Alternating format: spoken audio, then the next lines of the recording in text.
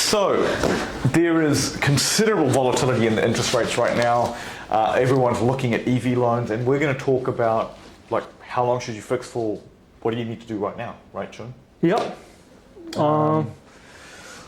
Well, what are you seeing out there in terms of EV loans? What have we got? Well, I know that you've recently just bought yourself an EV and ditched your diesel. I know, an end of an era. It's actually kind of heartbreaking for me, but I've been running Toyota Prados for a long time, 10 years plus, and I now drive a Kia. A really nice Kia, in fact. Seems okay at the moment, we'll see. The Prado was very, very reliable, I guess. Yeah. So, the Kia is definitely quite nice, but we'll see how... It's a lot cheaper on fuel, put it that way. Yeah, definitely. Being, almost zero. Especially how much diesel costs now. It's almost more than 91. More than 91. Yes, so I think the thing with the EV, obviously you get a charger put in. It costs a little bit more if you want to run your single phase power up to 30 amps. And then if you do have three phase, it's a whole other game, but most houses run on single phase. Right. And that costs about $4 to $6,000 to put that extra charger in, and that charges it up way faster. But I guess we could come in to help with anyone who needs a loan of that sort. Yeah, so what's out there? Well, all the main banks have their own version of green loans that will allow you to either buy an EV or plug-in hybrid or install solar panels for charging. Like energy saver loans, And Yeah. they're roughly about normally 1%. There's one running at 0%. Yep, ANZ, ASB, BNZ are all 1% for the first 3 years. Yep. With a 30 years term loan. So if you don't pay it off in the first 3 years, it just get converted 27 years or whatever. to 27. But with the one bank that has a different product, not different product, but different approaches, they give you a 0% loan for 5 years, but you got to pay it off in 5 years. And that's Westpac. Yes, and that's Westpac. And some of them actually let you refinance an existing EV loan into them. Okay. Yeah, which is kind of crazy, which means you actually can get sometimes longer than you think. Exactly. Oh, yeah. Yeah, on a low rate. What about interest rates? Obviously, we both do home loans, right? I'm still on the tools, of course. I love the advice part still. Yeah. What are we seeing people fix at? I am seeing a lot of people jumping for the longer term. Yeah, especially longer term. But what's long to you? To me, long will be 3 years. It's the longest. So an old guy like me, long term could be 4 years, 5 years. Right, Who knows? right. I've seen all sorts of things. But you're right. New Zealanders predominantly fix short, especially as you get older. And the question always comes: what's the big question that everyone asks? Is the rates gonna go up or down? Correct. They want to know, should we fix now? And the answer is always it could go up and down, but maybe not in that order. Well, the key thing is, look, the wholesale rates have been moving, right? And they have been moving up considerably. That's off the back of, I think, and I'm not an economist, but a lot of economists and central banks going, sorry, not central banks, but a lot of economists assuming that, hey, inflation, there's going to be inflation, it's going to mean higher rates. Yep. And rightfully so, you would think that. However, and there is a however, I've been around long enough to see some weird things happen, right? So in my mind, I'm thinking, is it a given that interest rates will definitely keep going up from here on in? And I'm not sure. The war will have an impact on oil prices for longer than we think, I suspect. Right? However,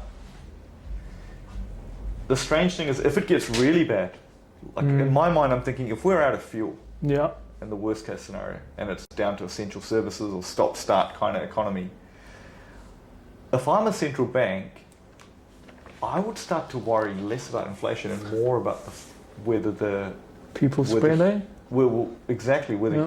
whether the actual businesses, the relationships, the actual infrastructure will survive, Yeah, yeah. and where the ability to produce goods and services will come back. Yeah. So structurally, you don't want everything to basically disintegrate.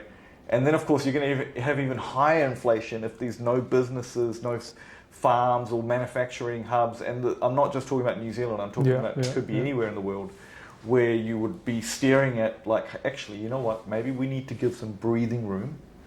The oil prices, fuel prices are already doing the job of reducing consumer spending locally. You know, so maybe, and again, this is not to say that interest rates are definitely going to drop, but I'm just thinking maybe there's a window where if things did get really dire, you know, we saw stranger things, haven't we, in COVID? Yeah, yeah, Right? We're exactly. looking at Yeah. whole supply chains about to melt down, and central bank response was to print a whole bunch of money, Yeah. just dump it in. Now, a lot of people would say we've got less capacity for that now because of where the money that's already, all the debt that's Spent. already been created. Yeah. But I think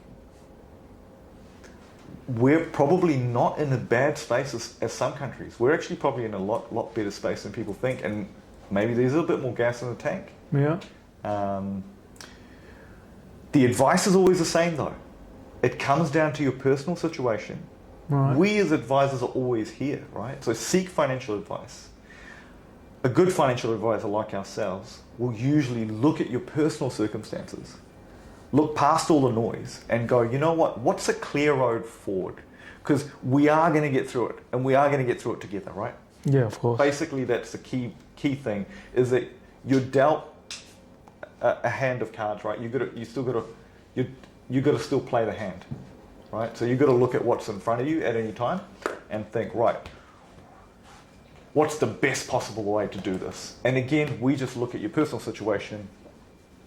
Can you afford to take it all short? Can you afford to be locked in long? You know, so all of those things have to be weighed up. And is there room for hedging or splitting your loans into separate parts? Where do you sit in terms of cashbacks? And what does cashbacks give you? Because the banks are still competing pretty hard, right? So the cashback levels are sometimes higher than what the interest rate might jump at in the next week. So all those things have to be weighed up. And again, you know, at the risk of repeating myself, seek financial advice. So that's the message you have for our viewers, if they are coming up for a reflect or looking to. Well, that and get some solar panels, I guess. I mean, look, there's always a silver line, right? I think that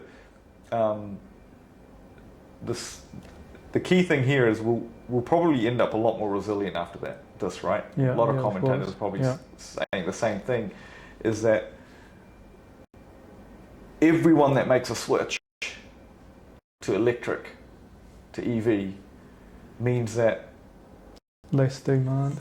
even in the future, future shocks are suddenly off the table for that consumer to some extent, because of course our farms and things still potentially have to run on diesel for a bit longer for those kinds of things.